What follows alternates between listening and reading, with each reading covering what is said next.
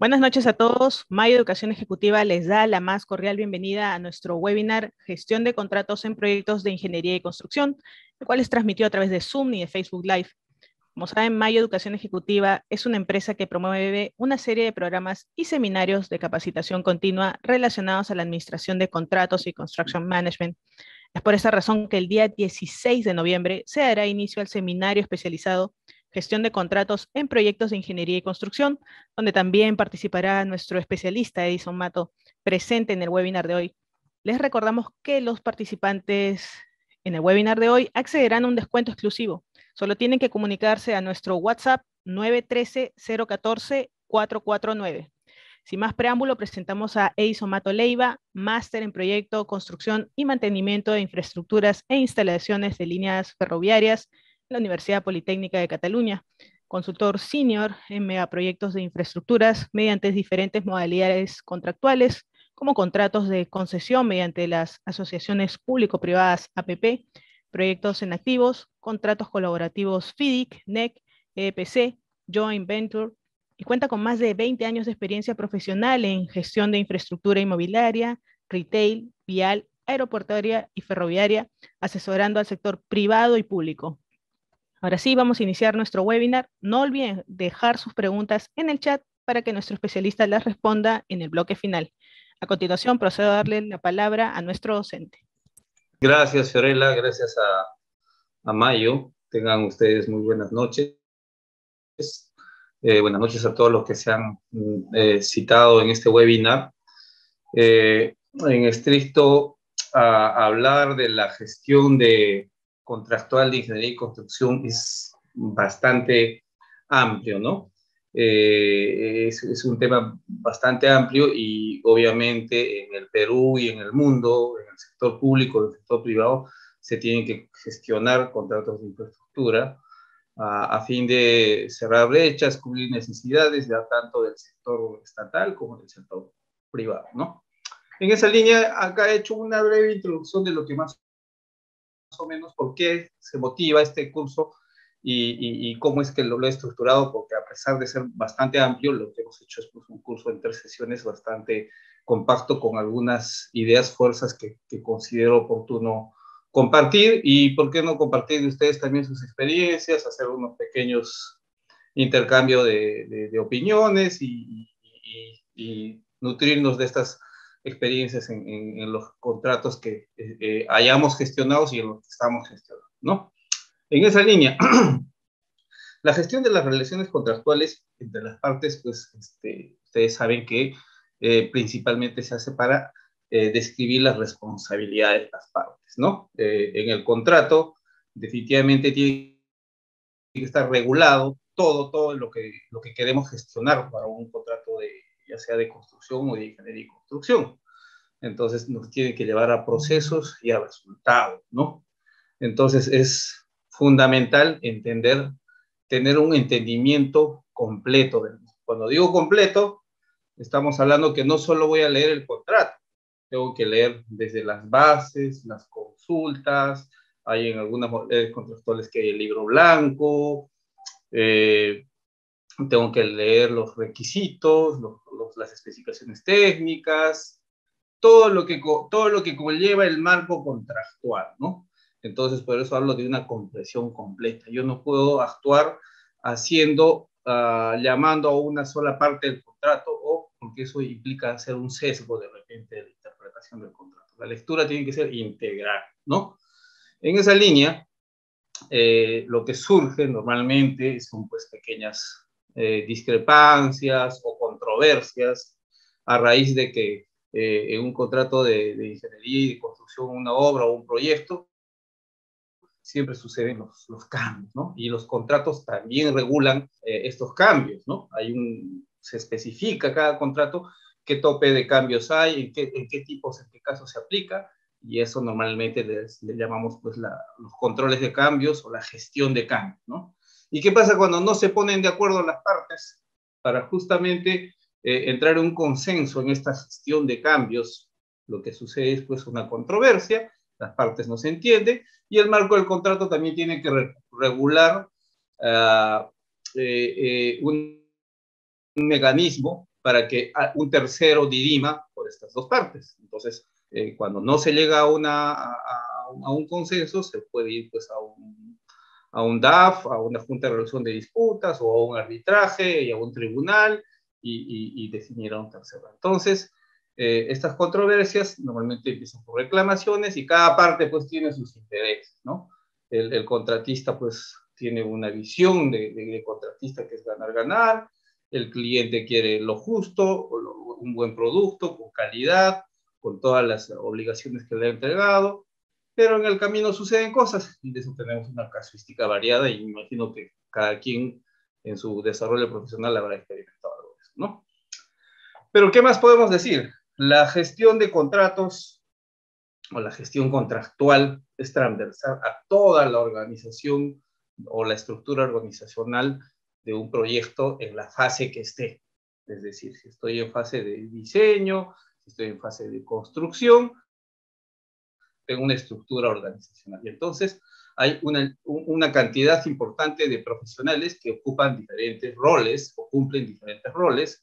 Y este curso pues está pensado en justamente afianzar los conocimientos de estos profesionales claves que participan. ¿Quiénes participan en la gestión contractual? O sea, pues un jefe de proyecto, un project management, un administrador de contratos o un contract manager, el jefe de calidad, el project control, el controlador de cronogramas, los jefes de ingeniería de cada especialidad o los jefes de arquitectura, tenemos residentes de obra, tenemos supervisores y tenemos una línea, infinidad de especialidades que participan pues en la gestión contractual. No podemos dejar de hablar de la gestión socioambiental, de la gestión social, la ambiental, la arqueológica, todo, la gestión documental. Hay una infinidad de disciplinas dependiendo el tipo de proyecto que van a intervenir y pues implica que estos especialistas o estos profesionales conozcan las reglas del juego. O sea, si actuamos, por más que tengamos mucha experiencia, podemos tener 20, 15, 30 años de experiencia, y yo en un proyecto voy a actuar por sentido común, pues obviamente que vale la experiencia, pero también me tengo que ceñir ese sentido común, esa experiencia, se tiene que afianzar con lo que está regulado en el contrato, lo que se ha regulado, lo que han firmado las partes, las obligaciones de las partes. Si no, sin querer puedo incurrir en hacer una desviación y pues generamos pequeños desacuerdos, ¿no? Y todo esto, ¿con qué finalidad se hace? Para asegurar los resultados, los objetivos del proyecto. Entonces, todo proyecto tiene pues hitos, ¿no? Y tenemos que siempre hablar en un proyecto de que tenemos que ser pues gestores de hitos. O sea, en un proyecto siempre debe haber, en mi opinión, debemos tratar de enfocar un plan máster. ¿Por qué un plan máster? Porque el plan máster nos va a decir, oye, a cierto plazo tengo que lograr este hito, ¿no? Y este hito implica cumplir todas estas obligaciones. En cierto otro plazo tengo que llegar a este otro hito, ¿no? Y los hitos obedecen a alcances, costo y tiempo, ¿no? Entonces, por ahí voy midiendo el desempeño del proyecto, ¿no? Entonces, por eso, en la gestión de contratos vamos a siempre tener pendiente la triple restricción, ¿no? Que nos recomienda el PMI, ¿no? O sea, tengo que ver el alcance, costo y tiempo. O sea, es mi triple restricción que nunca debo dejar de quitarle mirada a eso porque puede surgir una desviación en el alcance que me va a impactar en el costo o en el plazo. Igual, una desviación en el plazo me puede generar una desviación en el costo y en el alcance. Entonces, el alcance, costo y tiempo es una triple restricción que recomienda el PMI y que todos los ingenieros pues lo hemos aprendido a lo largo de nuestros años. Tenemos que cuidar esos aspectos fundamentales de un proyecto para tener un buen desempeño, ¿no? Adicional a la experiencia y a las pautas, tenemos que usar las mejores prácticas de la gestión de contratos. Entonces tenemos la guía del PMBOK, tenemos a la ACE, la Asociación de Ingeniería de Costos, y hay otros que opinan respecto a la gestión de proyectos, por ejemplo, el Banco Mundial, la CAF, el Banco Interamericano de Desarrollo, y otros bancos que que financian proyectos o financian proyectos a privados y al Estado, también emiten tienen publicaciones respecto a la gestión de contratos, e inclusive publican casuísticas de muchos proyectos a nivel mundial o de Latinoamérica, que es lo que un poquito más nosotros deberíamos comparar en algunos casos, pero si tenemos un proyecto de talla mundial o internacional, como es el Aeropuerto Internacional Jorge Chávez, o las líneas de metro, o el aeropuerto de Chinchero Cusco, ¿qué tenemos que mirar? Tenemos que mirar pues, las prácticas mundiales de estos contratos, cómo se han gestionado en otras latitudes, ¿no? Entonces, en esa línea es que nace este curso y hemos diseñado pues, un temario, como les digo, bastante concreto en unos acápites que creemos oportuno compartir con ustedes y quizás a raíz de este webinar podemos generar aún un poquito de mayor valor agregado al curso que hemos diseñado, ¿no? Bueno, entonces continuando en esa línea, lo que hemos preparado es una agenda para más o menos ilustrar cómo podemos ver que la gestión de contratos en ingeniería y construcción es importante verla y por qué, ¿no? Entonces, en esta agenda vamos a hablar un poco de los problemas comunes que existen en los proyectos de ingeniería y construcción, de los brownfield y los greenfield, ¿no? Un poco vamos a ver la brecha de infraestructura, ¿no? Y la brecha, ¿no?, de claims, algo que también hemos puesto, y vamos a ver un poco de los tipos de contratos y siéntanse con libertad al final de las preguntas, con el transcurso vayan guardando sus consultas para un poco intercambiar algunas ideas y de repente podemos generar un valor agregado al índice que hemos proyectado. Pero en síntesis, me quedo acá un ratito porque muchos se preguntarán qué es un brownfield y qué es un greenfield, ¿no? Entonces, un greenfield, un proyecto greenfield, es un proyecto que se inicia de cero. O sea, por ejemplo, voy a hacer un colegio nuevo en un lugar donde no existía un colegio. Entonces, ¿qué necesito? Necesito tener el emplazamiento donde voy a diseñar la obra y se hace desde cero, ¿no? Se consigue el terreno, se diseña la ingeniería, se procede a la construcción, la implementación y finalmente pues, el proyecto operará el colegio. Ese es un proyecto green. ¿Y qué es un brownfield? Un brownfield es una infraestructura que ya ha estado en operación o en funcionamiento. Por decir, lo que me ha tocado vivir, les comento, plantas industriales, ¿no? Las plantas industriales del Grupo Gloria, en los cuales en algunos proyectos he intervenido, debido a que deciden aumentar su capacidad de producción por la propia demanda, porque todos los proyectos obedecen a una demanda. O sea, un greenfield voy a diseñar porque hay una demanda, un brownfield voy a ampliar mi proyecto de una planta industrial porque tengo una mayor demanda, ¿no? Ya sea nacional o internacional en el caso de los agroindustriales, ¿no? Entonces, el Grupo Gloria, muchas de sus plantas, yo he visto sus plantas de fábricas de azúcar y las de empaques, ellos en el proceso de producción han decidido ampliar su capacidad productiva.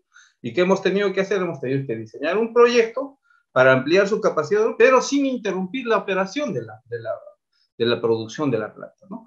Lo mismo pasa con las compañías mineras. Las compañías mineras deciden ampliar su capacidad de producción y ¿qué necesitan? Amplían su capacidad, pero ¿qué quieren? Que no se altere la producción. O sea, la producción tiene que ser continua, ¿no? Entonces hay una gestión de interfaces bien, bien compleja. Entonces yo me atrevería a decir que los proyectos brownfield son pues mucho más complejos que los greenfield, ¿no? Porque los greenfield nacen de cero. Entonces, también me ha tocado ver el proyecto de la línea 2 del metro, perdón, la línea 1 del metro, que se ha ampliado su demanda. La línea 1 del metro, como ustedes saben, es un transporte masivo eficiente, funciona con trenes, todo un horario, corrido desde las 7 de la mañana hasta las 11 de la noche, y en esas pequeñas ventanas horarias han tenido que ampliar las estaciones de metro, el patio de taller, cambiar toda la catenaria de la línea 2 y una serie de inversiones que han sido del orden de los $500 millones, pero en plena operación, sin interrumpir la operación, ¿no? También me ha tocado un brownfield hace poco, en un aeropuerto en operación, intervenir las pistas de aterrizaje en un aeropuerto en plena operación. Entonces, y a ustedes mismos les habrá pasado en sus proyectos, intervenir proyectos que están en operación. Un hospital, si necesito incrementar la capacidad de un hospital, en plena operación del hospital tenemos que acotar áreas, redistribuir, un poco acondicionar, pero debemos ampliar la capacidad del hospital si es necesario, ¿no? Lo que ha pasado en la pandemia es un claro ejemplo de que muchos hospitales se han visto pues, densificados por necesidad de atención a los pacientes COVID, ¿no? Entonces, un poquito esa breve introducción también. Entonces, vamos a hablar un poquito ahora de problemas comunes que suceden o trabas en diferentes proyectos en el ciclo de inversión, ¿no? ¿Por qué suceden las trabas? Ya habíamos comentado antes que suceden pues a raíz de reclamos, de claims, ¿no? ¿Por qué? Y los claims se deben atender, ¿no? Si yo tengo un rol de parte del cliente, pues el contratista me presentará un reclamo y tengo que atajar. Si soy parte del supervisor, también tendré que atajar ese reclamo. Si soy parte integrante del contratista, tengo que formular mi reclamo, ¿no? Entonces, los reclamos en la gestión de contratos de ingeniería y construcción es algo muy frecuente, y justamente ahí está pues el detalle donde tengo que ver que mi disciplina o mi rol que cumplo frente al proyecto articule con todas las especialidades, en especial con el líder team o el jefe de proyecto, el project manager, el director de proyecto, quien lidera, y tenemos que ver siempre tenemos que trabajar en sintonía también con la gestión contractual, con los gerentes de contratos, los contract managers, no sé, los que tengan que pautear, ¿no? Y cada quien su especialidad, ¿no? Porque tenemos que aplicar en todo momento las leyes aplicables, ¿no? Un poco vamos a hablar justo en el curso de las leyes aplicables. ¿Por qué es importante hablar de las leyes aplicables y la legislación peruana, ¿no? ¿Qué cosa prevé, ¿no? Que casi es algo transversal en todos los contratos de construcción en todo el mundo, ¿no? Pero para eso tenemos pues diferentes tipos de contratos, y la experiencia de los problemas que hemos ido teniendo en los diferentes contratos a lo largo de toda la gestión de estos años, tanto en el sector público y privado, nos ha llevado ¿a qué?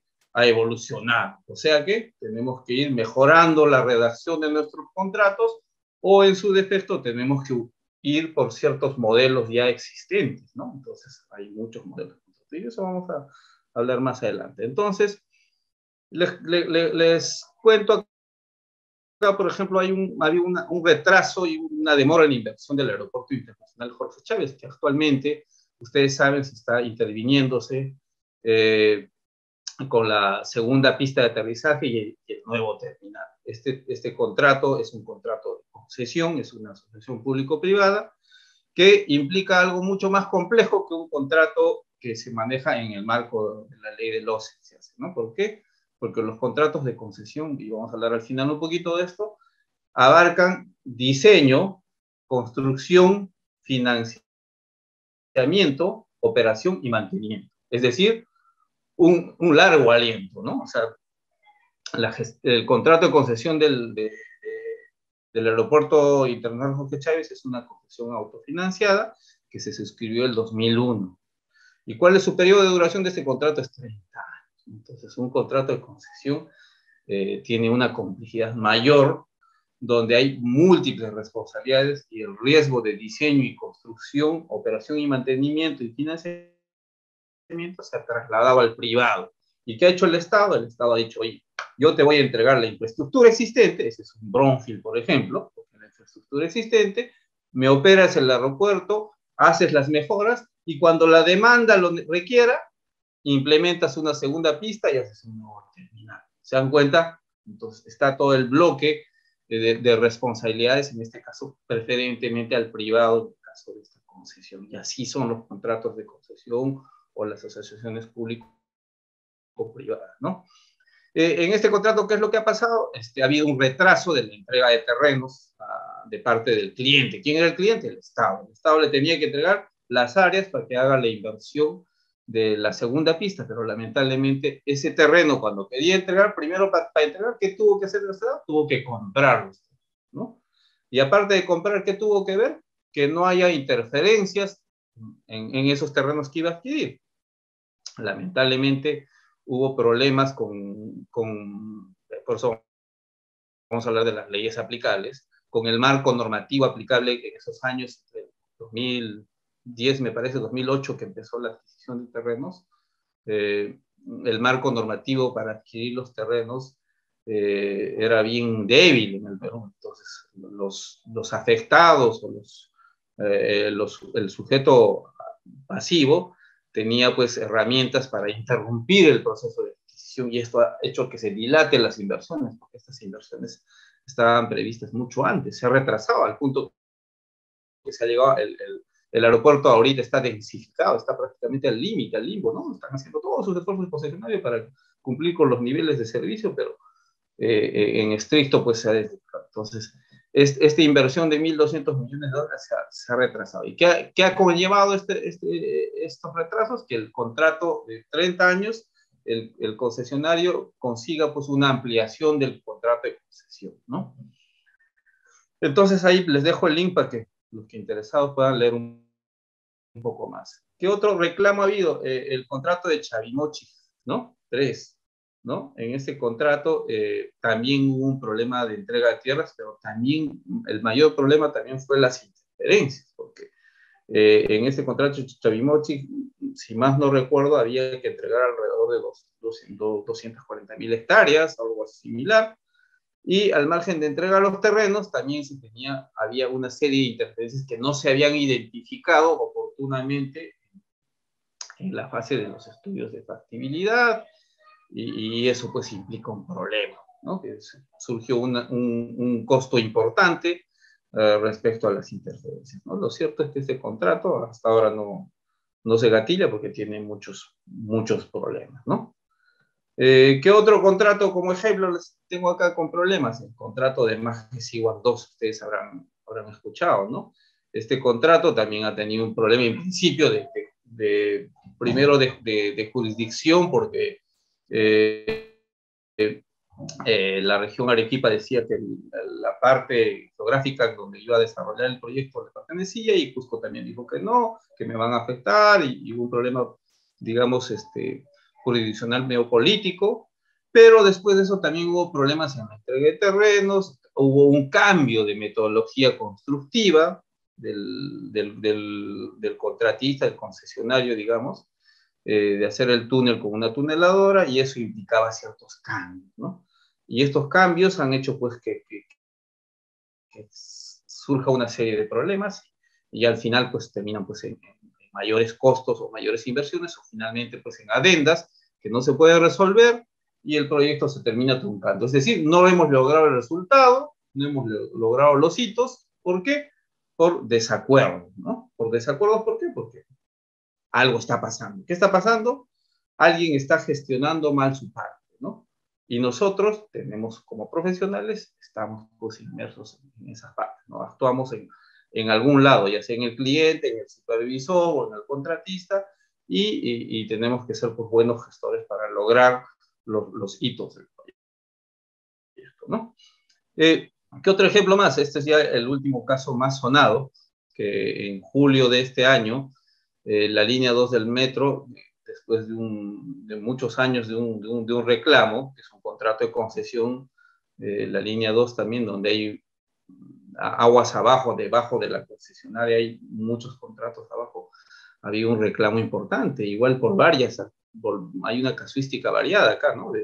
Pero finalmente la demanda llegó pues casi al orden de los $700 millones, y el proceso arbitral ha durado casi 3 años, un poco más, y en julio de este año recién ha salido el laudo, donde un laudo, parcialmente todavía el laudo final todavía no ha salido, pero en este laudo parcial ya el CIADI, que es el tribunal arbitral de este contrato de concesión, ya dice, ya a priori dice cuáles han sido las responsabilidades que ya ha podido dirimir, ¿no? Y algunas todavía las está estudiando para terminar su laudo, ¿no? pero ya en gran parte hay responsables, ¿no? Entonces, ahí les dejo el link y más adelante les voy a dejar para los que quieren, para que se apasionen un poquito con este curso y quieran aprender, les voy a dejar el link para que puedan descargar el laudo, que es alrededor de 244 hojas, es de acceso público, no es información ya confidencial. Casualmente yo he participado en este proceso arbitral durante un buen tiempo, buenos años he elaborado en este proyecto y tengo una casuística importante que comentar, ¿no? Entonces, para que entiendan un poquito cómo es este contrato de línea 2, este contrato de línea 2, acá hay una línea de tiempo, ¿no? Que básicamente habla del esquema de financiamiento, pero si ustedes ven, cada barrita representa más o menos un año, y se ve el contrato de concesión de línea 2, es un contrato que demandaba una inversión de 5.000 millones de dólares. Imagina la magnitud de este contrato. ¿Por qué? Porque era diseño, construcción, financiamiento, operación y mantenimiento por un periodo de 30 años, ¿no? Y en este periodo de 30 años, ¿qué es lo que decía? Si miran las primeras 6 barritas que están de la línea horizontal hacia abajo, esa era la fase prevista de ejecución, ¿no? Y la barrita verán que tiene un color marrón y más abajo ven las puntas de las 4 barras o 5 barras siguientes en naranja, que ese es básicamente el aporte que financia el privado a la fase de las edificaciones o de construir la infraestructura, ¿no? Y posteriormente ya cambian a azul las barritas y esa es ya la fase de operación y mantenimiento. Ahí dice bien claro, a partir del casi entrando al 6º año ya se tenía prevista la operación general, pero también vemos en una línea punteada blanca, porque la línea 2 del metro establece en el contrato que había una primera etapa, o sea, es como un hito, un primer hito de la primera etapa 1, de los primeros 5 kilómetros de la línea 2, en la zona de ATE iba a empezar a operar. Entonces ya se veía un registro de ingreso tarifario, es decir, por la puesta en servicio de ese tramo de línea de metro, y ahí va a haber un ingreso. ¿Y cómo es el ingreso en la infraestructura de servicio de transporte masivo? Pues todos para subir al metro de la línea 1 a 2 o para el metropolitano pagamos una tarifa. Ese costo ya entraba a cubrir, ya empezaba a cubrir la inversión del proyecto y a cubrir los gastos del proyecto, ¿no? Entonces acá hay un esquema un poquito bastante complejo para que vean cómo es la complejidad de un contrato cuando hablamos pues no solo de diseño o solo construcción, porque si estaríamos hablando de construcción no estaríamos hablando de esta línea de tiempo de 30 años. Acá hay diseño, construcción, financiamiento, operación y mantenimiento.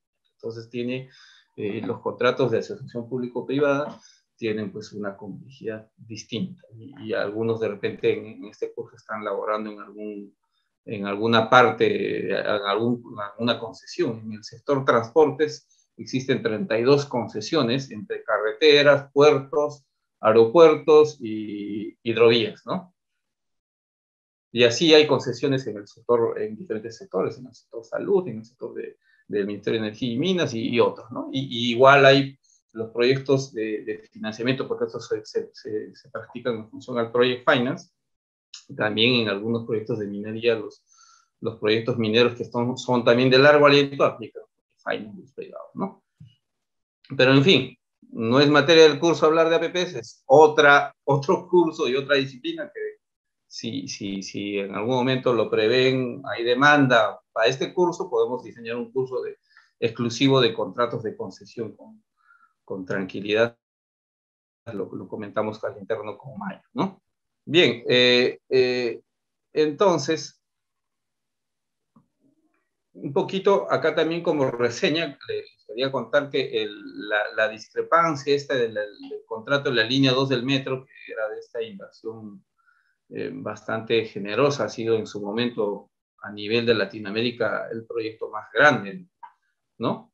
Inició, digamos, una vez que hay una discrepancia, que no se ponen las partes de acuerdo, ¿qué es lo que hacen? Los contratos normalmente establecen una especie de trato directo, es decir, o sea, pongámonos de acuerdo antes de irnos pues a tribunales y acudir a los mecanismos que tiene el contrato. Entonces, en esa línea, en el segundo semestre de 2016 se dio este trato directo, no se llegó a ningún acuerdo, y en enero del 2017 presentaron su reclamo por 260 millones de dólares, ¿no?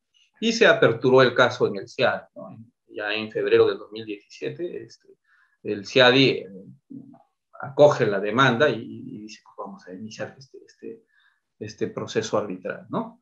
En este proceso arbitral, ¿qué es lo que sucede? Pues se presenta un memorial de demanda, hay testigos, hay peritos, hay un abogado, un estudio de abogados que soporta al demandante, en este caso era el concesionario, y de la parte del concedente, que era el MTC, había que hacer pues un memorial de contestación a la demanda que había planteado. Entonces, ¿qué se necesita para el memorial de contestación? Se necesitan los testigos y los peritajes de cada disciplina, porque hay muchos temas en discusión, entonces hay un perito para cada disciplina que se tiene que conseguir, y acá están los estudios de abogados que en su momento soportaron a cada parte, ¿no? Finalmente, a ver, no me permite ver esto un segundo. Finalmente, en noviembre del 2018, pues ahí el proceso arbitral implica que debía presentar el memorial de réplica, ¿no? Es decir, así como se ha presentado la demanda y el memorial de contestación, hay un memorial de réplica, ¿no? Y a fines del febrero del 2019, entre la demanda y contrademanda, pues la demanda subió al orden de los casi 700 millones de dólares, ¿no? Entonces acá podemos ver una especie de línea de tiempo, cómo es un proceso arbitral y cómo se actúa. Entonces, este mecanismo es en este contrato monstruoso, o bueno, digamos, de gran envergadura, y donde ha habido una casuística bastante importante de diferentes temas de discusión en cuanto a diseño, en cuanto a alcances, en cuanto a obligaciones, en cuanto a leyes aplicables. Hay un sinfín de temas que se han abordado en todos esos años, y que finalmente pues se dio dentro de este proceso arbitral en mayo, en el 2019. Ha habido una audiencia, el CIADI tiene sede en Washington, D.C., en Estados Unidos, donde hubo pues la audiencia donde el tribunal arbitral escucha a las partes, ¿no? Escucha a las partes con sus peritos y a los testigos que cada parte presenta, ¿no? Después de esto, el tribunal tiene que, en función a los peritajes y a lo que ha valorado todos los testimonios de las partes, es que empieza a emitir este laudo en julio del 2021. Pero para que vean, todo contrato tiene más o menos esta estructura, hay un proceso y se da, en este caso es de la liga, ¿no? ¿Qué se discutió? Acá están un poco los temas que se discutieron, ¿no? Entrega inoportuna de terrenos, áreas con interferencias, esos eran los argumentos del concesionario, ¿no? Modificaciones del concedente de entrega de áreas, producto de las optimizaciones. Acá hay un tema de diseño, acá entraba en discusión la NFPA, o sea, el tema de evacuaciones cuando hay incendios, ¿no? Porque las estructuras tienen que ser funcionales para en un evento de un incendio se pueda evacuar y no pueda haber pues pérdidas de vida, ¿no? Acá había otro tema que alegaba la falta de compatibilización de la sección vial normativa con el diseño funcional de las estaciones, porque cuando haces una inserción urbana en una metrópoli como Lima, tienes que insertar los accesos de las estaciones de metro en las secciones viales existentes. Entonces, las secciones viales existentes, algunas no tenías que mirar la sección vial normativa o en su defecto proponer una nueva sección vial normativa, pero de todo este tema ha habido pues una discusión bastante amplia, ¿no? Que ha originado parte de la demanda. También ha habido la casuística de la desnaturalización del mecanismo fast track. ¿Qué es el mecanismo fast track? Hoy, estos últimos años ha entrado se está manejando mucho el fast track, ¿no? No solo los contratos de concesión, la mayoría tiene este mecanismo de fast track. Es decir, que no es como regularmente hago en los contratos de inversión pública enmarcados en el OCE, los contratos tradicionales, que primero hago el diseño, termino el diseño, y luego recién entro a ejecutar, a buscar mi contratista. El fast track es que le doy a un solo contratista estas responsabilidades, y no solo espero que me entregue el diseño, sino mientras va, me puede ir adelantando algunas disciplinas, y ya voy adelantando las obras civiles mientras termino de diseñar las obras electromecánicas, por decirlo así. Entonces, para hacerlo fácil, en una edificación, si me dan un fast track, me dirán, oye, diseña la estructura de las zapatas y luego vamos viendo los acabados, ¿no? Pero ya ve arrancando con las cimentaciones y las estructuras, ve arrancando con el casco, y en el camino vamos continuando desarrollando los acabados de arquitectura, ¿no? Ese es el concepto fast track, ¿no? Entonces, eso te permite, ¿qué te permite? Optimizar tiempo, ¿no? Porque en el proceso natural tengo que terminar el diseño y luego recién contratar al contratista, y el contratista que me dice, si encuentra un defecto, como yo no he diseñado, yo no soy responsable de eso. Y de eso vamos a hablar un poquito más adelante. Entonces, finalmente, el argumento del concedente o el demandado, ¿qué fue? Que el concesionario se niega a recibir las áreas por supuestas cargas y gravámenes. Había casuística de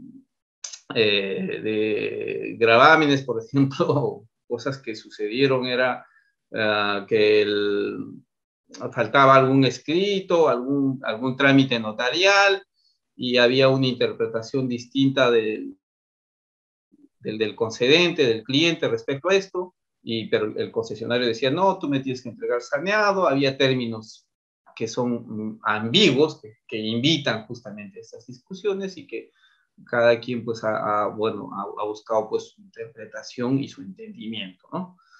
Finalmente ha habido las interferencias, las famosas interferencias, ¿no? ¿Qué son las famosas interferencias?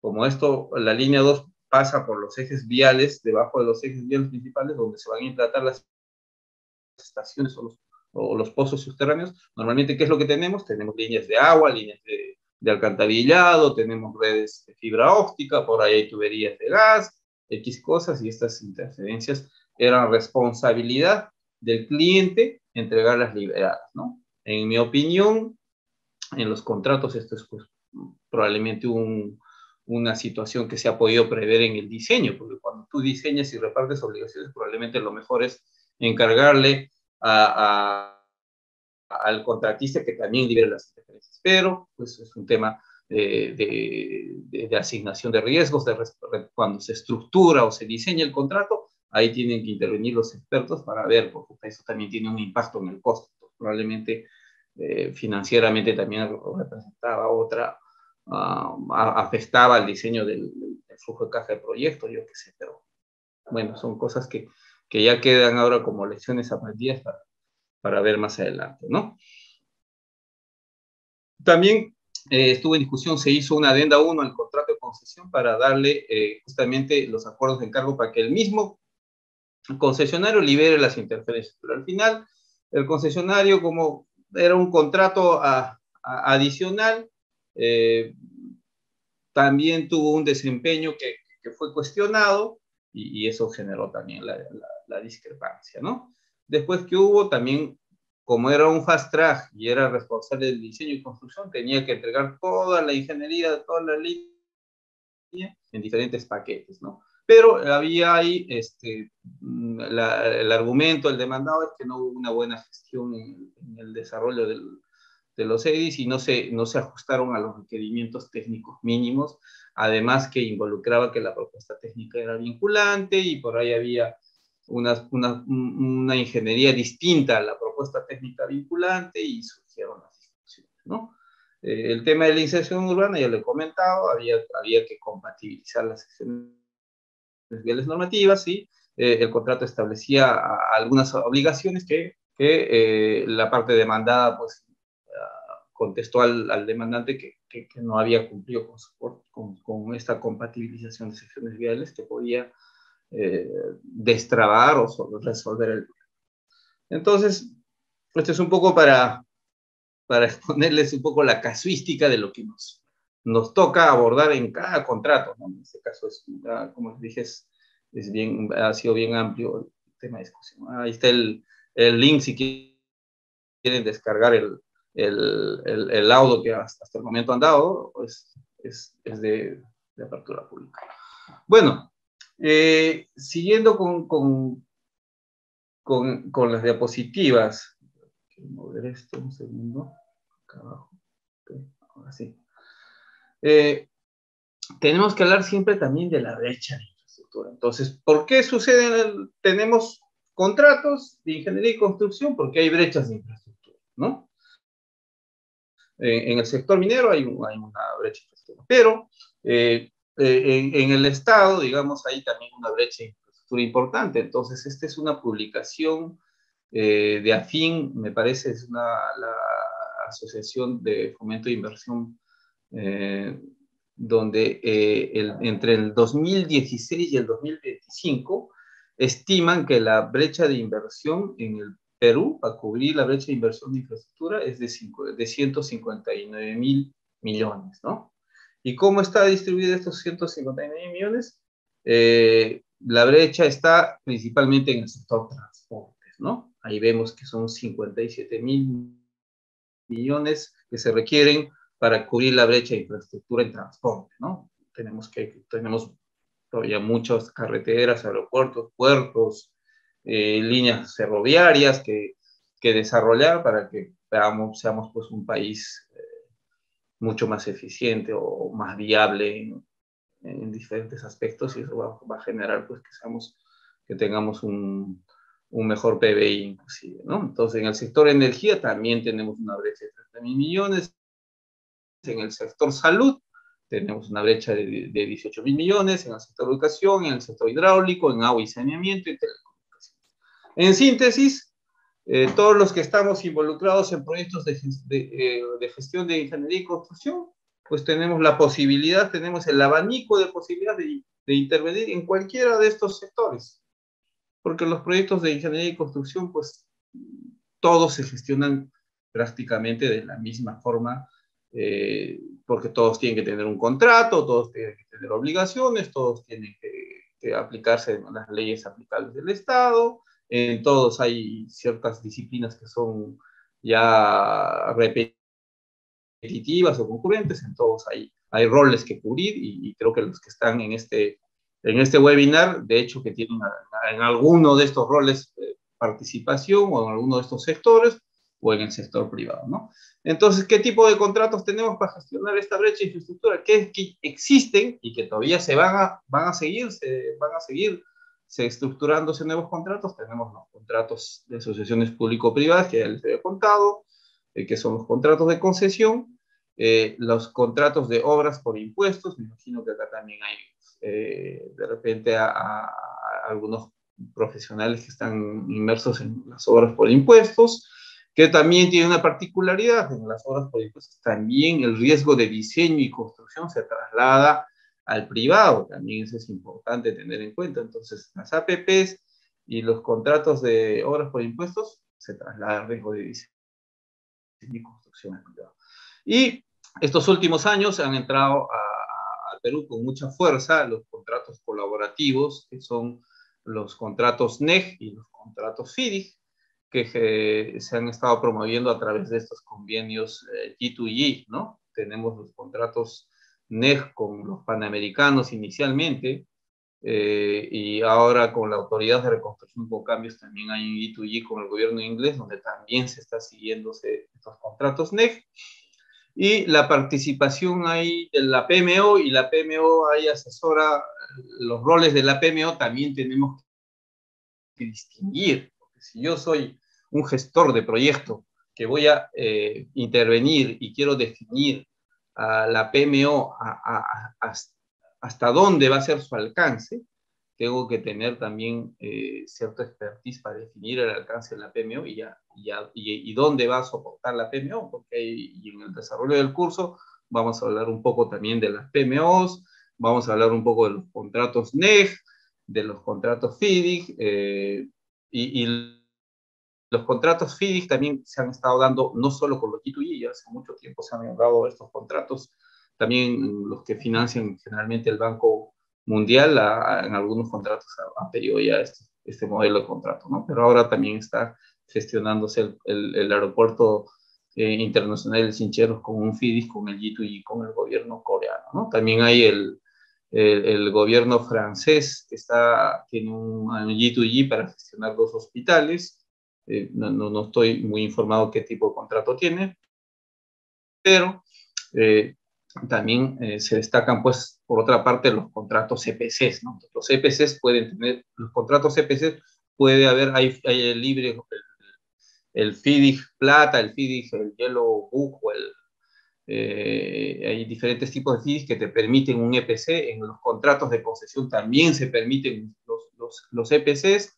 Y en los NEG hay el contrato opción F, que es similar a un EPC, que también tiene el riesgo de diseño y construcción hacia las partes, ¿no? Entonces vamos a hablar un poco de eso. Y lo que digamos que ya de repente conocemos con mayor conocimiento casi todos y tenemos bastante expertise son en los contratos de obras públicas que los regula el SEACE y el OCE, ¿no? Y por ahí también tenemos, no lo he mencionado acá, pero tenemos una serie de contratos privados que existen en diferentes, en las empresas privadas, en el rubro industrial, en la minería y otros, ¿no? Bueno, entonces eso es un poco. Listo, acá también tenía una reseña de lo que es el Plan Nacional de Infraestructura para la Competitividad, que lo publicó el MEF hace el 2019, me parece, y ahí están la brecha de millones y la brecha de infraestructura que se tiene que cubrir, ¿no?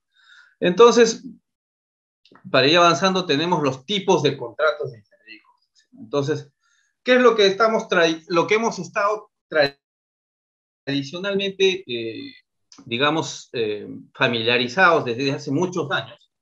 Que los contratos eran diseñados por el cliente, ¿no?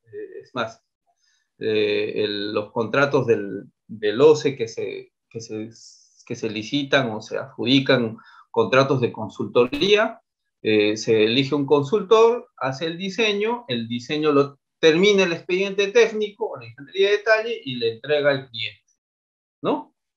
Entonces, ¿quién es el responsable del diseño? Como ese entregable lo tiene el cliente y con ese entregable hace su proceso de licitación para elegir una constructora, ¿no? Entonces, ¿quién tiene el riesgo del diseño? Tiene el cliente, ¿no? En la modalidad tradicional. Y si con ese expediente le doy a un contratista y le digo, ejecuta bajo este expediente, también estamos trasladando de alguna forma el riesgo de construcción, pero al final también el producto final se entrega al cliente, ¿no? En el sistema tradicional de contratación de públicas, se entrega el producto al cliente y este entrega al operador, ¿no? O al que va a operar esa infraestructura para el servicio que fue, ¿no? Entonces, ahí pues, ese es el diseño tradicional que hemos estado acostumbrados, ¿no? Y se ha empleado la figura generalmente del supervisor, ¿no? Porque siempre en esta figura se contrata un supervisor para el expediente técnico o un supervisor para la ejecución de la obra, ¿no? Que vigila el cumplimiento de los alcances del contratista, ¿no? Y el contratista tiene que hacer pues lo que está escrito, ¿no? Ese es un poco el modelo tradicional, ¿no? Ese es el esquema tradicional. El cliente entrega el diseño, hay un supervisor y el contratista, y así, ¿no? Ese es el esquema tradicional. Pero, entonces, cuando hablamos de gestionar un proyecto, obviamente, reitero una vez más, tenemos que saber en qué entidad o con quién estamos participando, si estamos del lado del cliente o si estamos del lado del contratista, si el cliente es una persona, es el Estado o es un privado, y tengo que ver dónde estoy. Entonces, cuando gestiono proyectos, tengo que ver principalmente si estoy inmerso desde el inicio, desde que se va a estructurar cómo voy a gestionar este proyecto, tenemos que ver la distribución de riesgos, ¿no? Entonces, la distribución de riesgos, ¿quién lo define? El cliente. Entonces, el cliente tiene que detallar esos requisitos, ¿no? Entonces, tiene que ver, dependiendo la envergadura, el tamaño del proyecto, la complejidad y muchos otros factores, tendrá que ver si le conviene hacer el diseño independientemente, hacer la ingeniería y después licitar la construcción, ¿no? Y en la construcción, para entregar la construcción, tendré que también hacer una serie de requisitos para que cumplan con ese diseño, ¿no? Y tendré que ver, pues, un poco, dependiendo la modalidad, el tipo de contrato que me permita, ver que el contratista, porque el contratista es el que tiene el know-how, es el que sabe construir, es el constructor experto en ello, tenemos que ver que pueda implementar la metodología constructiva más ágil, ¿no? ¿Para qué? Para cumplir el plazo, el costo y tiempo, ¿no? Entonces, para eso tenemos diferentes modalidades contractuales para entregarle esa responsabilidad. Lo otro es que yo defina, y esto viene pues, como les digo, del ciclo de inversión, ¿no? Porque yo empiezo siempre primero a planificar, ¿no? Primero hago nacer como idea mi proyecto y tengo que planificar desde el inicio cómo tengo que hacer una ingeniería conceptual y tengo que decir cómo voy a diseñar mi proyecto, ¿no? Tengo que primero diseñar un esquema general y de ahí tengo que ver, ya, este proyecto tiene más o menos esta estructura, entonces voy a hacer el diseño aparte, la construcción aparte, o de lo contrario, digo no, por la complejidad y de acuerdo a mi opinión de expertos adicionalmente, y de acuerdo a las prácticas mundiales o de los proyectos ABCD que han funcionado bien, voy a hacer diseño y construcción, ¿no? Y si el proyecto aún es mucho más complejo que te permite enmarcarlo dentro de las asociaciones público-privadas, me iré pues por un diseño, construcción, financiamiento, operación y mantenimiento. Y si no, solo depende, es un proyecto que puedo hacer la ingeniería y la construcción y después la operación y mantenimiento le traigo un tercero para que pueda garantizarse también la infraestructura. Hace poco les comento, hace poco estuve por Brasil y hablando con los brasileños, me decían, oye, acá estamos en Barra de Tijuca, que es la zona donde se ha construido toda la infraestructura deportiva cuando hubo las Olimpiadas en Brasil. No recuerdo si fue el 2011 o 15, me parece. Y hicieron cantidad de infraestructura para diferentes disciplinas deportivas. Pero al final de los brasileños al final son elefantes blancos. Mire, está tanta infraestructura, todo eso está abandonado. ¿Por qué? Porque ¿qué se vio? Diseño, construcción, se hizo el evento y ahora la operación y mantenimiento, ¿en manos de quién está?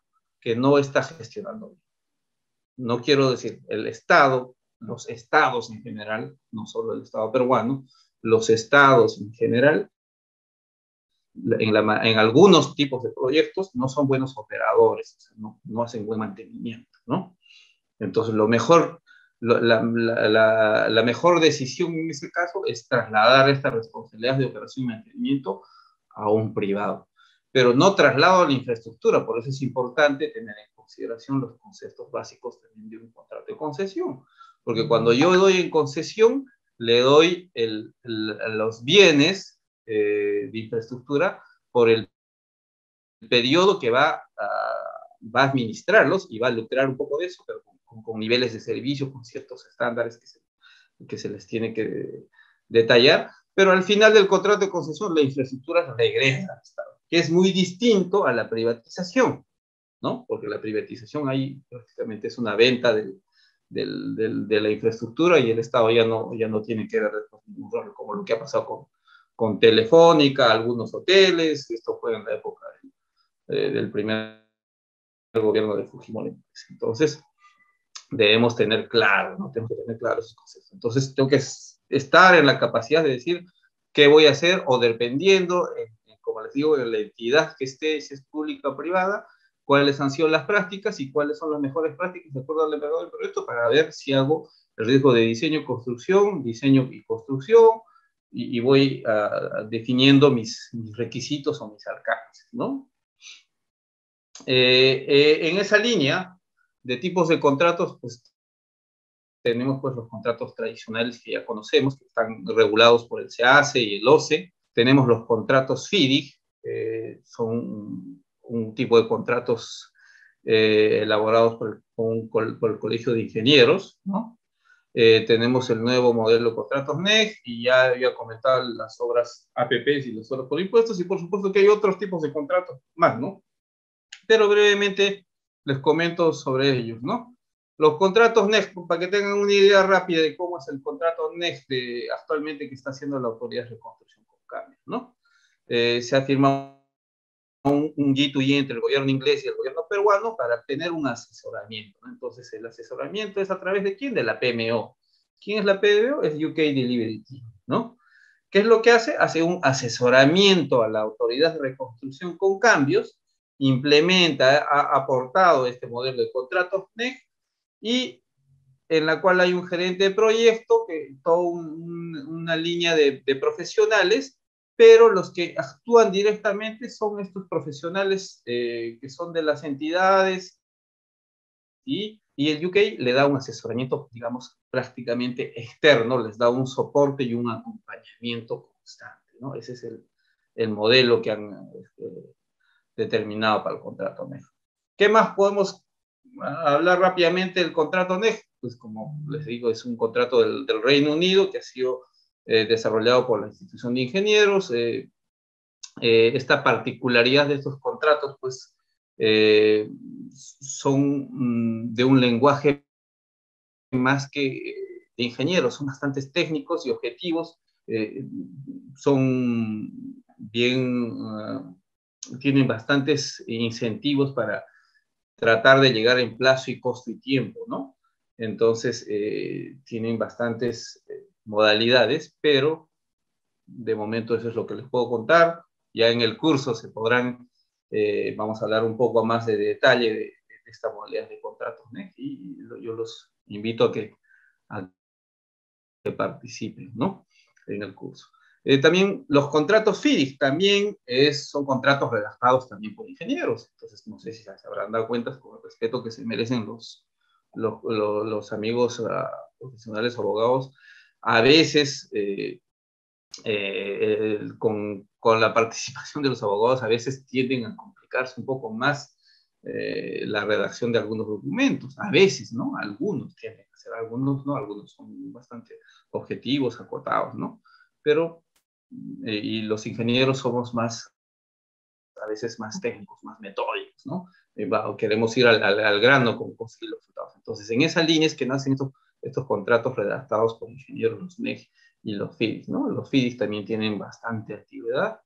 El primer libro ha sido en 1957, así que tiene una larga trayectoria y se han ido actualizando los diferentes FIDIC, y cuál es el contrato estándar que dice que tiene condiciones claras y orientadas a la calidad con base a cláusulas, ¿no?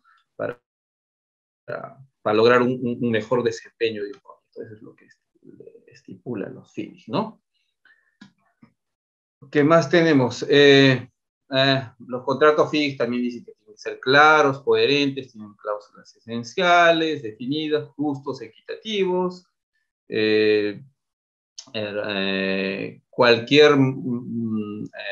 Cubre la mayor parte de las necesidades, que se adapta fácilmente para satisfacer los requisitos.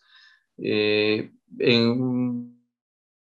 el año 2018, para comentarles, yo tuve una pasantía por el metro de Quito, porque el metro de Quito se estaba ejecutando casi en paralelo a la ejecución de la línea 2 del metro, mi participación les contaba, y fuimos a ver el desempeño de ese proyecto porque se ejecutó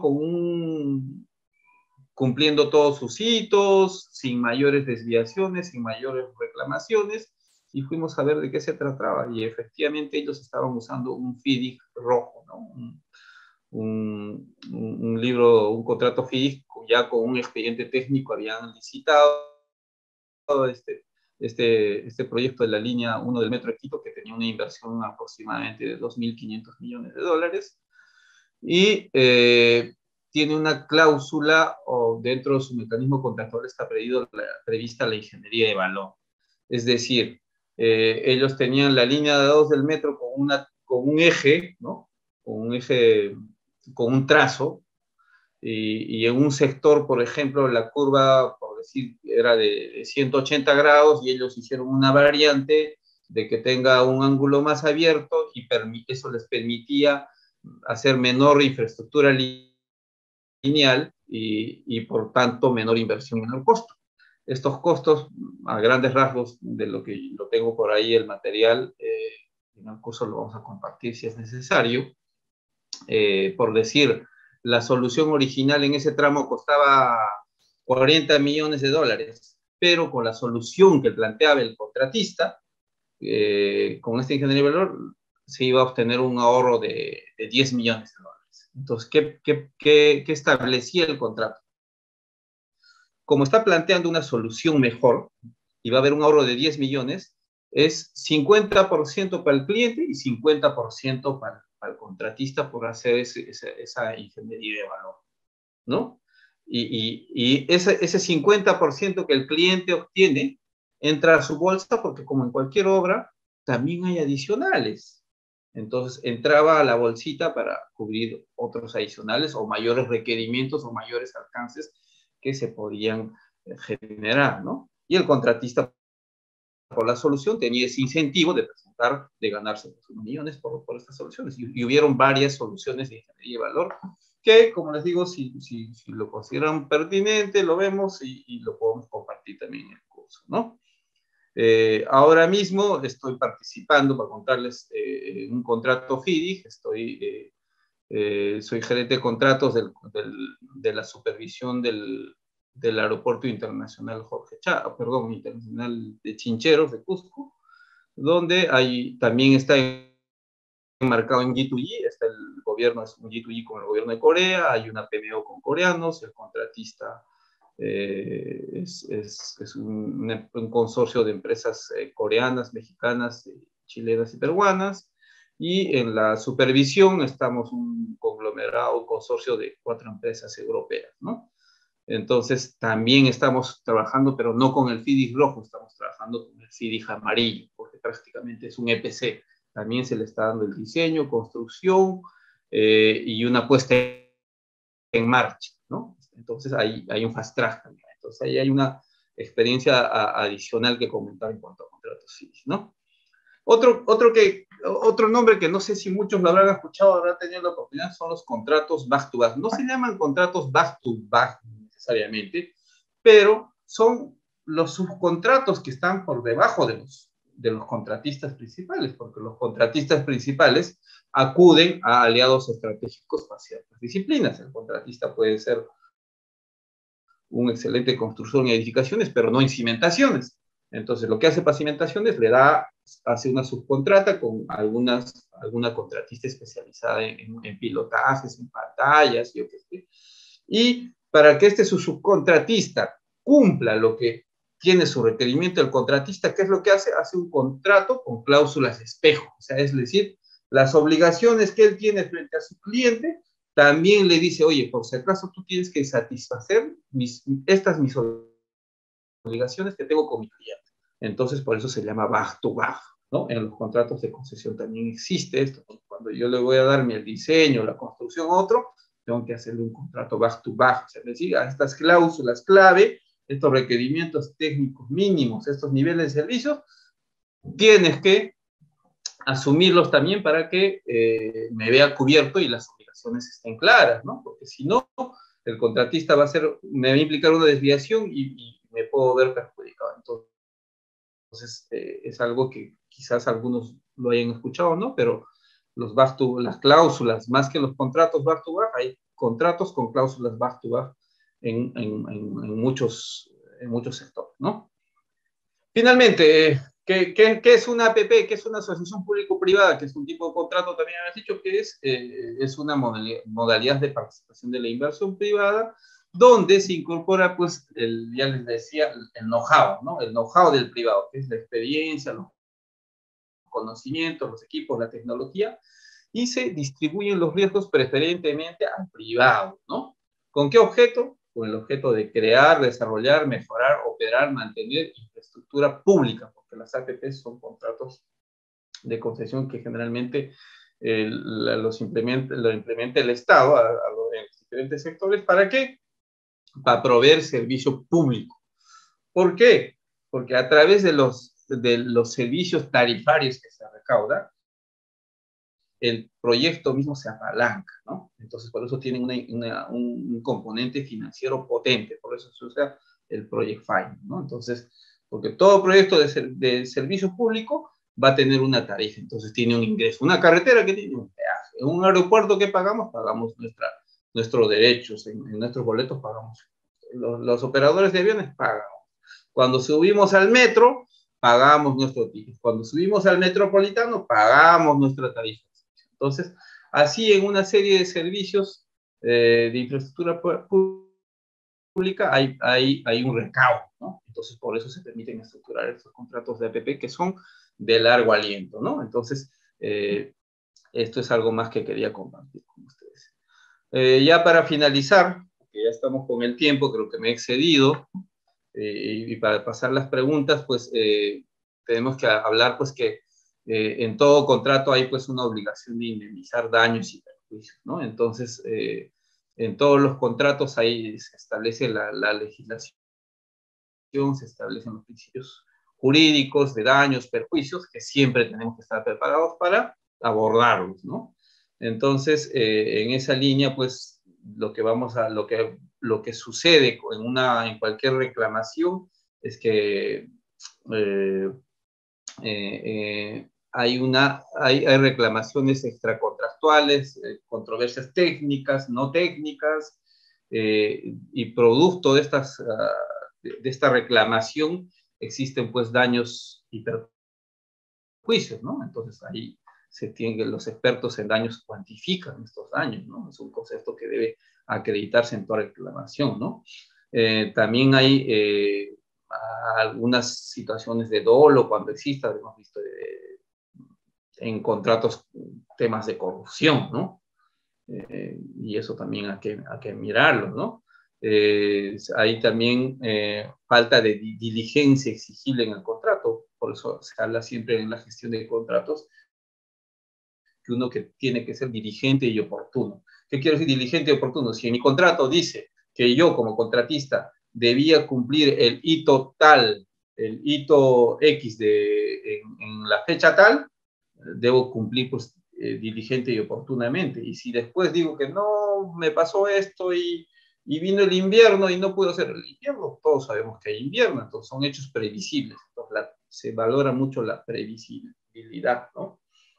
Entonces, así hay una serie de incumplimientos, de negligencias a veces que se tienen que valorar y se tiene que acreditar o soportar las partes, que no hay que soportar con hechos y pruebas lo que están fundamentando, ¿no? Pero al final, sea lo que fuere, la parte que dirime, los contratos regulan resolver estas controversias, se tiene que indemnizar a las partes. Porque si voy a ir a un arbitraje y yo como cliente voy a tener que atajar su reclamo por un reclamo injusto y me va a hacer gastar una cierta inversión, tendrá pues que cubrirme, si me dan el laudo a favor a la parte que ha atajado el reclamo, tendrán que cubrir los gastos. Y si el demandante ha tenido la razón, le tendrán que cubrir todos los gastos adicionales, ¿no? Entonces, un poco de eso se trata más o menos la estructura del curso que vamos a abordar.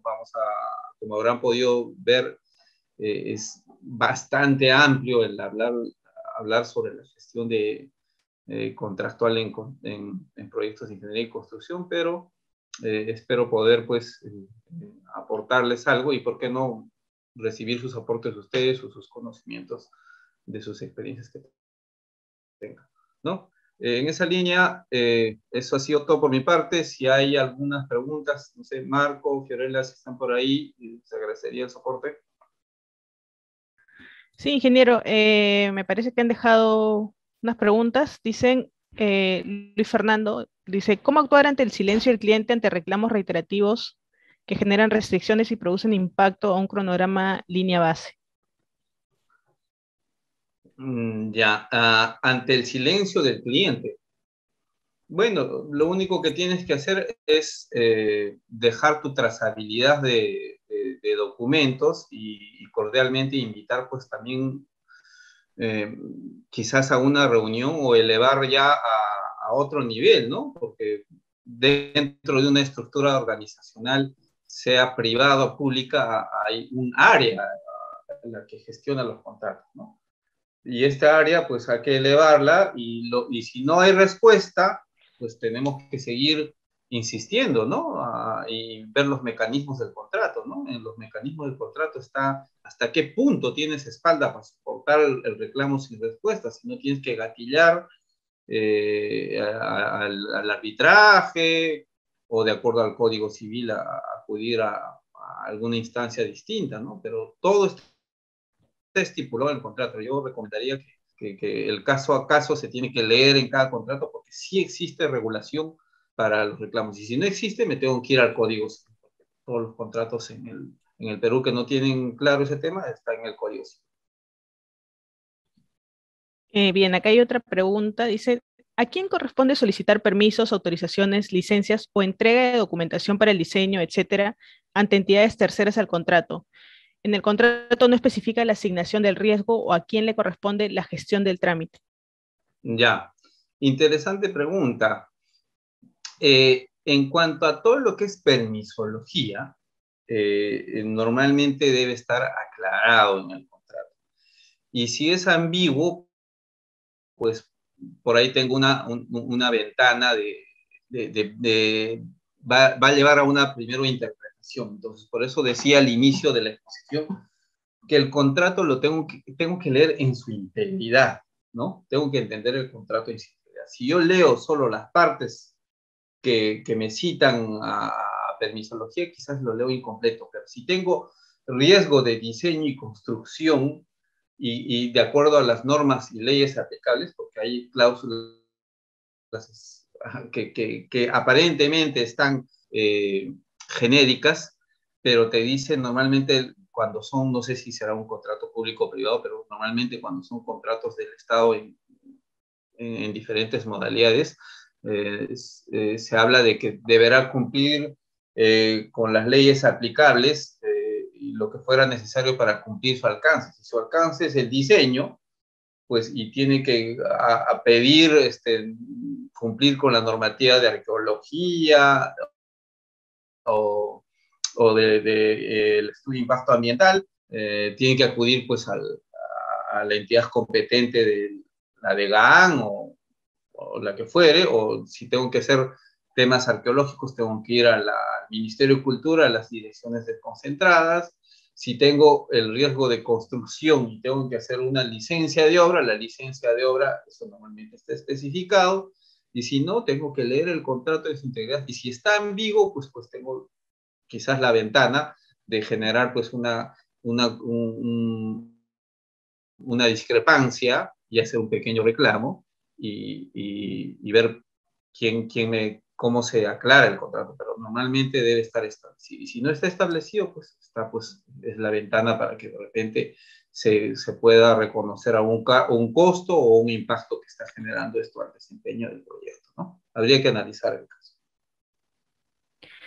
Acá hay otra pregunta. ¿Qué consideraciones se debe tener en cuenta para que un fast track sea idóneo para un proyecto y cumpla los requerimientos de un cliente? Mira, el fast track, ya hay ciertas estructuras de contratos que ya te determinan fast track. Entonces, lo que hay que seguir es una estructura de un modelo. Por ejemplo, comentaba que el FIDIC tiene el libro plata y el libro amarillo, que ya te da una estructura de contrato donde tienes que escribir tus requisitos, ¿no? Igual en los contratos NEG y en los contratos de concesión. Entonces, yo tengo que acudir pues a gente que ya tiene cierta experiencia para empezar a redactar estos contratos. Y los requerimientos del cliente es importante que estén claros. Entonces, la intervención para estructurar cualquier contrato fast track en la modalidad que fuere, implica pues que tener expertos en ciertas materias, ¿no? Si va a ser un contrato en aeropuertos, tengo que ver pues, cómo es, cómo se asigna la responsabilidad. En estricto, cualquier contrato de ingeniería tienes que escribir requerimientos.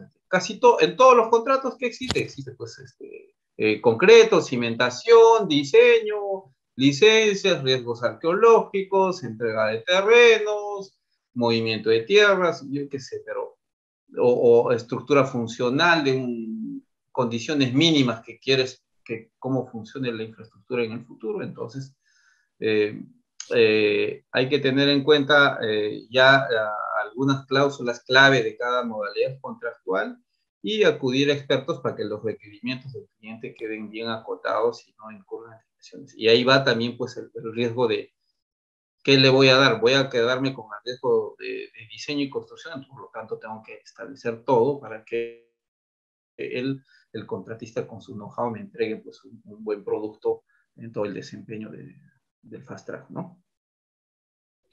Bien, Víctor Serna nos pregunta, ¿en nuestro país existen interferencias visibles que están identificadas en planos as-built y otras que no están identificadas como no visibles? En este caso, ¿cómo se procede ante el concedente? Es que simplemente hay que notificar, porque lo que pasa es efectivamente muy cierto. O sea, interferencias visibles pueden ser postes de alumbrado público, semáforos, torres de alta tensión, de media tensión, un canal de regadío, esas son las infraestructuras visibles. Pero, ¿qué sucede? Por más que en su momento, de repente, en la etapa de estudio, se haya hecho la, la investigación acorde, puedes toparte con instalaciones clandestinas, que es lo que me ha tocado en algunos proyectos vivir. Instalaciones clandestinas de agua, desagüe, de energía eléctrica, inclusive de estas estaciones de combustible, de los grifos, con tanques antiguos, fuga de combustible. Entonces, cuando tienes estos eventos, pues, y no los tienes registrados, los puedes citar de alguna forma como, como un caso fortuito o algo no previsible que no estaba dentro de su alcance. Entonces, es normal identificar y notificar al cliente que esto no estaba dentro de mi alcance y no estaba previsto. Por lo tanto, es un efecto que debemos conversar quién se va a hacer cargo y si no, si quieres que me haga cargo, buscar pues la ventana para ejecutarlo, ¿no? Pero ya correspondería pues a un efecto compensable, ¿no? Julio César Raimundo nos dice, dentro del contrato, ¿es importante establecer claramente la cláusula arbitral? ¿Qué recomendaciones nos puede alcanzar? Sí, sí, miren, ya les digo nuevamente, si yo voy a usar un contrato en contratación pública de la ley del OCE, la ley del OCE ya tiene una estructura de contrato donde establece cómo cómo se va a determinar, cómo se van a resolver las controversias. Lo mismo sucede en contratos, los FIDIs, los NEF, hay, a diferencia de otros contratos, tienen una junta de resolución de disputas muy temprana que se constituye desde el inicio del proyecto y, digamos, hace como un acompañamiento todo el tiempo, ¿no? Y te resuelve tempranamente las controversias.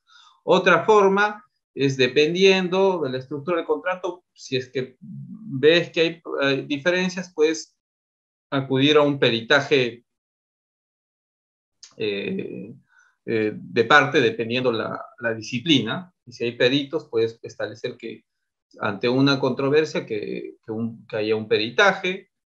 Y finalmente el mecanismo del tribunal arbitral pues depende del tamaño de la probable reclamación, del costo de inversión, porque quieren tener un poco quieren estar bien regulados algunos contratistas, generalmente en contratos de grandes inversiones. Entonces también se suele escoger, o de acuerdo al monto de la reclamación, hay tribunales arbitrales en el extranjero, ¿no? Entonces, eso también está establecido, ¿no?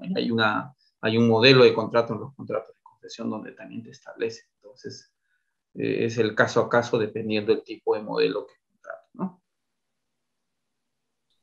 Ingeniero, para cerrar, la última pregunta. ¿Qué hacer cuando la ingeniería de un expediente técnico difiere demasiado en campo y pasan demasiadas revisiones? ¿Se debe considerar plantear la adenda por plazo, reconocimiento de stand-by y o adicionales? ¿Cuál sería el canal apropiado? Mira, cuando existen modificaciones, justamente es lo que hablaba, lo que normalmente se llama es la gestión de cambio, ¿no? O sea, cada cambio tengo que ponerle nombre y apellido y cómo es que nace, ¿no? Entonces tengo que identificar el caso a caso. Si tengo un primer cambio por X razón, tendré mi gestión de cambio 1 y con su nombre y apellido y tendré que hacerle su historia, ¿no? Su trazabilidad.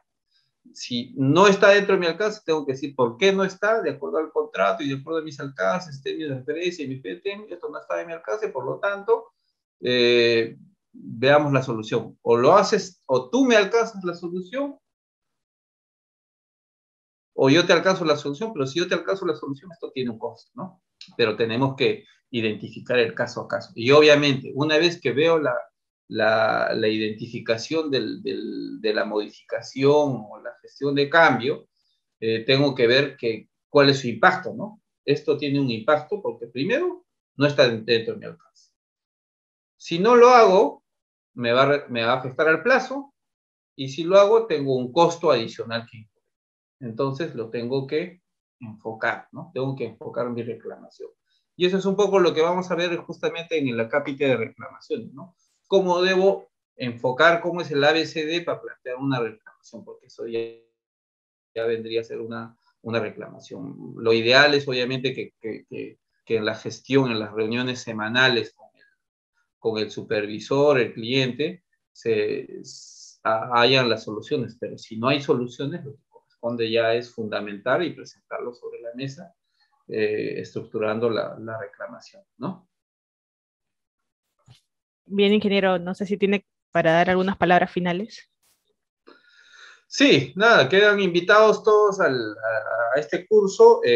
Como verán, y de acuerdo a las preguntas, pues la casuística de inquietudes va a ser pues generosa, pero hemos tratado de estructurar un índice justamente alineado un poco a las preguntas, ¿no? Primero tenemos que ver el contrato, qué es lo que regula, qué leyes aplicables regula un contrato, ¿no?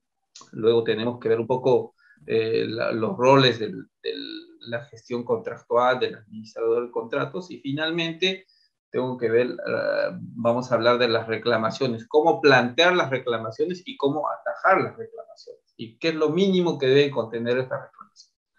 En esa línea están todos invitados al curso y esperamos pues poder compartir más experiencias y las experiencias van a ser necesarias pues, para que sigamos en Perú, seamos mucho más gestores de proyectos y logremos pues, disminuir pues, las brechas de infraestructuras en los diferentes sectores. Eso sería por mi parte.